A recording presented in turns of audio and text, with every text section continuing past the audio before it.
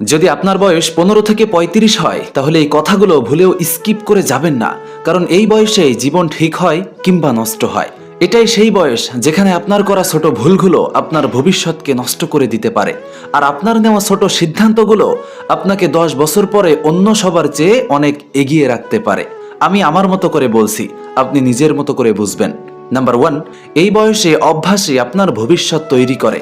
রাত জেগে সময় নষ্ট করলে ক্ষতি, কিন্তু বই পড়া বা নতুন কিছু শেখা আপনাকে অন্যদের থেকে আলাদা করে। নাম্বার 2, এই বয়সে বানানো বন্ধুত্ব আপনার দিক বদলে দেয়। ভুল সঙ্গী আপনাকে পিছিয়ে দেয়, আর সঠিক সঙ্গী আপনাকে স্বপ্নের পথে ঠেলে দেয়। নাম্বার 3, এই বয়সে সিদ্ধান্ত নিতে শিখতে হবে। ক্যারিয়ার, সম্পর্ক, পরিবার, সব জায়গায় সাহসী সিদ্ধান্তই আপনাকে ভবিষ্যৎ গড়তে সাহায্য করবে। নাম্বার 4, এই বয়সই সংগ্রামের সময়, নট এনজয়মেন্ট টাইম। এখন কষ্ট করলে সামনে আরাম আছে, আর এখন আরাম করলে সামনে আফসোস করতে হবে। তাই এখন ঘুমিয়ে থাকা নয়, জেগে ওঠার সময়।